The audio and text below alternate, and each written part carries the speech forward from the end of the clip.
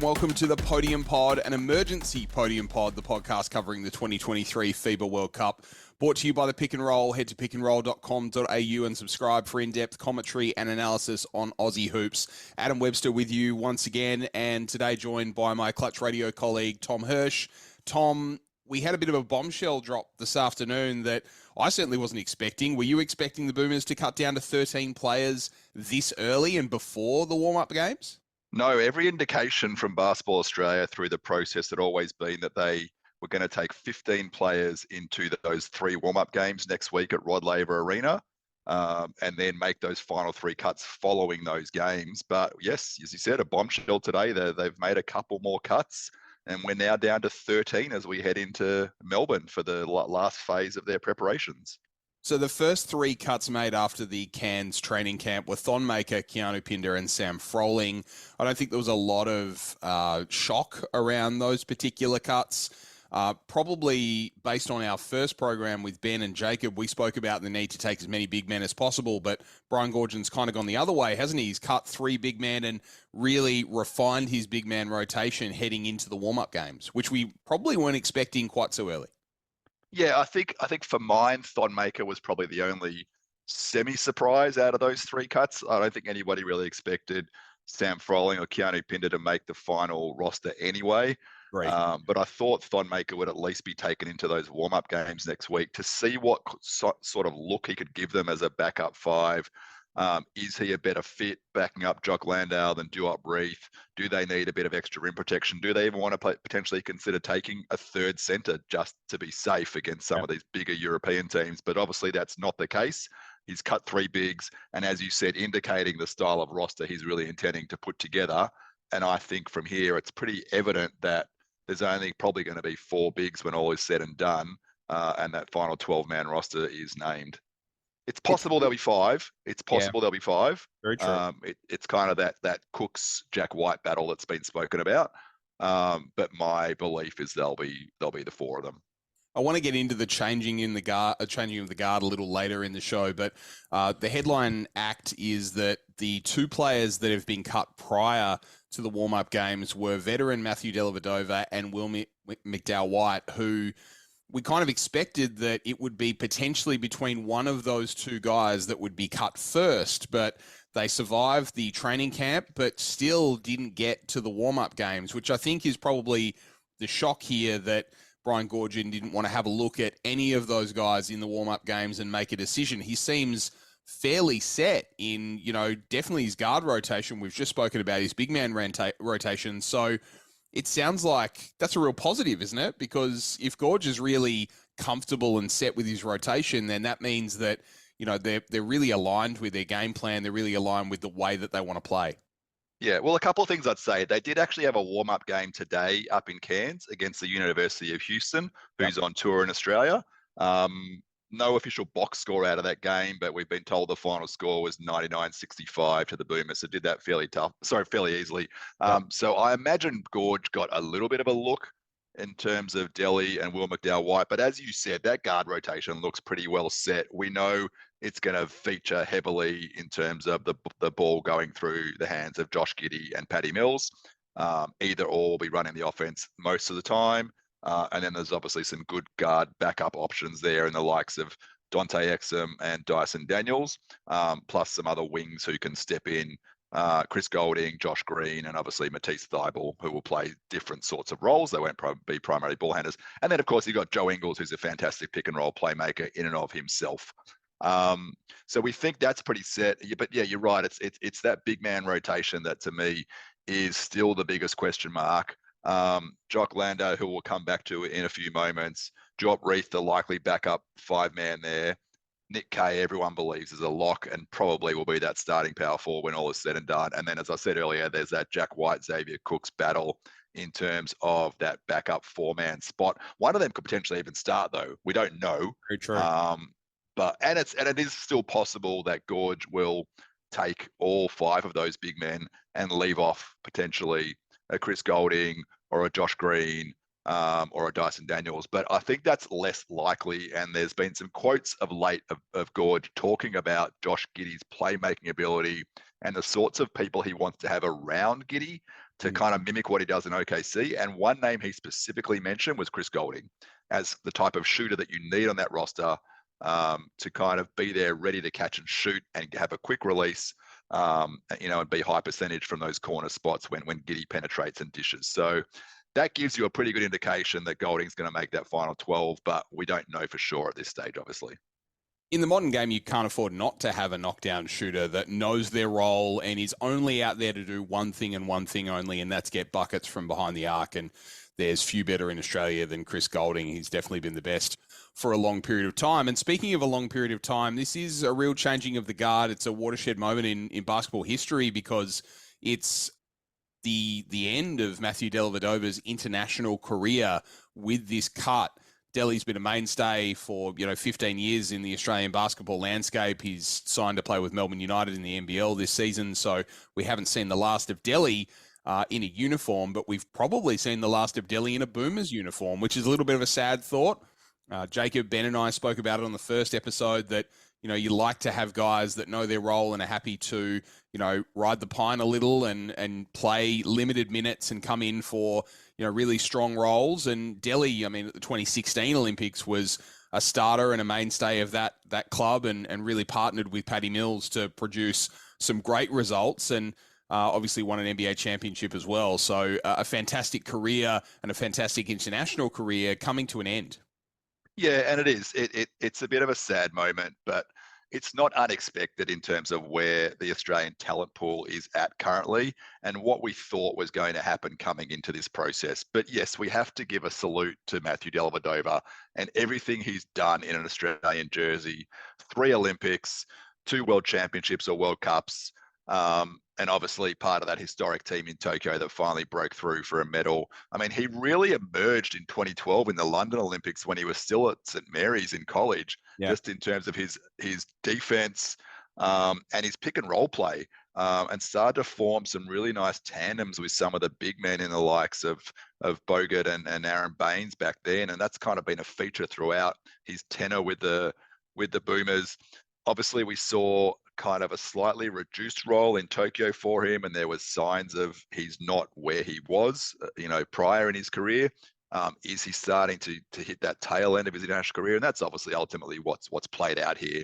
But just a phenomenal contribution to Australian basketball. He's personified what it means to be a Boomer. He's been a massive integral part of building that program and building that culture and getting them onto the podium when all is said and done in Tokyo and leaving that lasting legacy. But when you have a talent like Josh Giddey coming along and you have some young emerging players like a Dyson Daniels and even what Dante Exon's been able to do in many ways, and those two especially kind of mimicking Delly's role in terms of combination of strong on-ball defense and playmaking, there had to be a changing of the guard at some point, and that's what we're seeing right now. But yeah, just massive credit to everything Delly's done in that green and gold.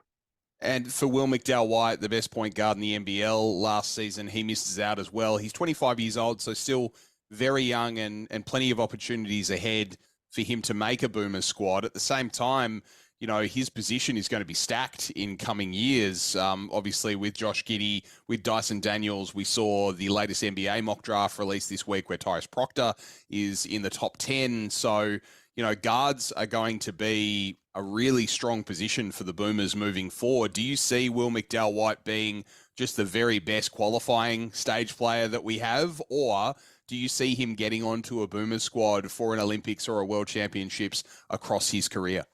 I think he definitely will at some stage because he's just a fantastic talent. But you're right, he's unfortunately come along at the wrong time in terms of playing that sort of role in a Boomers outfit, just based purely on the other talent that exists. You could mount a case that had he been the player he is today a couple of years ago when they were putting the squad together for China in 2019 or even Tokyo in 2020, 2021, potentially he gets in there ahead of someone like a Nathan Sobey in terms of that ability to be that triple-double threat, that strong rebounding guard who can play make, who can score when needed. Yep. But unfortunately, the reality is today when he's up against that kind of sleuth of NBA level guard play, and he's not the knockdown shooter that Chris Golding is, there just isn't a role for him because there's too much depth in the current roster. But I think Will have his moment in years to come, and at least one tournament, whether it's by earning it on his own or being right there or thereabouts, someone being injured, there'll be a role for him to play at some stage. Absolutely.